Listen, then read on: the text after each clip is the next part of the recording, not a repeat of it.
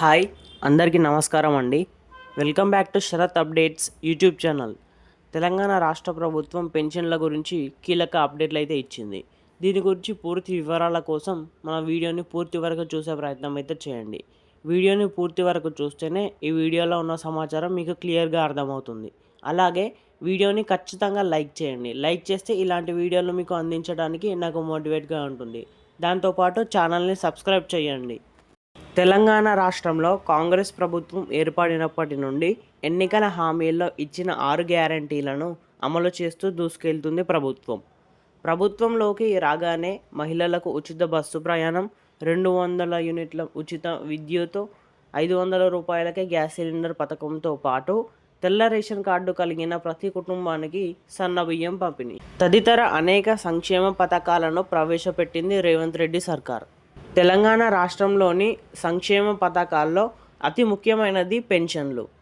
గతంలో బీఆర్ఎస్ ప్రభుత్వం ఆసరా పేరుతో పెన్షన్లను అయితే పంపిణీ చేయడం జరిగింది.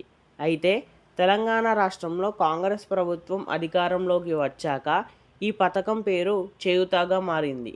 ఈ పథకం కింద రాష్ట్రంలో వృద్ధులు, వితంతువులు, ఒంటరి మహిళలు, దివ్యాంగులు, బీడీ కార్మికులు, డయాలసిస్ మరియు ఎయిడ్స్తో బాధపడుతున్న వాళ్ళు, బోధకులు, వ్యాధిగ్రస్తులు తదితరులకు ఆర్థిక సహాయం అందిస్తారు. చేయూత పథకం కింద వివిధ వర్గాలకు చెందిన వారికి ప్రతి నెల 4,016 అందించనుంది రాష్ట్ర ప్రభుత్వం. ఎన్నికల్లో ప్రకటించిన విధంగానే పెన్షన్ పెంపునకు రేవంత్ రెడ్డి సర్కార్ సిద్ధమైనట్టు తెలుస్తుంది. ఈ మేరకు ఆసరా పెన్షన్లను 4,000కు, దివ్యాంగుల పెన్షన్లను 4,000 నుండి 6,000కు పెంచనున్నట్టు సమాచారం. దీనిపై త్వరలోనే అధికారిక రాష్ట్ర ప్రభుత్వం నుండి కీలక నిర్ణయం తీసుకోనున్నట్టు సమాచారం. తెలంగాణ రాష్ట్రంలో త్వరలోనే పంచాయతీ ఎన్నికలు జరగనున్నాయి. దీంతో ఈలోపే పెన్షన్ పెంచి ఆయా వర్గాల వారికి శుభవార్త అందించాలని రేవంత్ రెడ్డి సర్కార్ భావిస్తుంది. పెన్షన్ పెంపునకు అమలు చేసి ఎన్నికల్లో వెళ్లడమే శుభ పరిణామంగా ప్రభుత్వం యోచిస్తుంది. దీంతో పెన్షన్లు పెంపుపై త్వరలోనే అధికారికంగా రేవంత్ రెడ్డి సర్కార్ ఓ ప్రకటన చేయనున్నారు.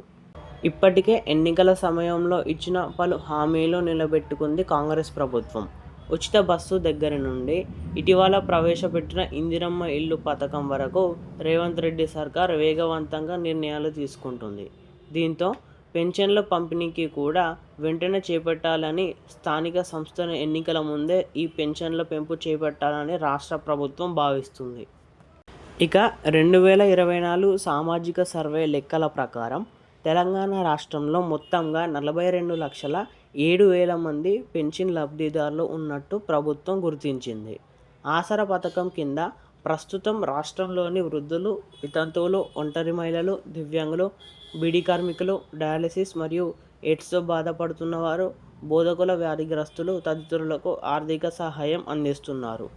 వృద్ధులతో పాటు ఇతరులకు 2,016 ఇస్తుండగా దివ్యాంగులకు 4,016 అందిస్తుంది. వీటిని అతి త్వరలోనే పెంచేందుకు, అంటే 2,016 తీసుకునే వారికి 4,016, అలాగే 4,016 తీసుకునే వారికి 6,016 వరకు రేవంత్ రెడ్డి సర్కార్ త్వరలోనే పెంచనున్నట్టు సమాచారం అయితే వస్తుంది.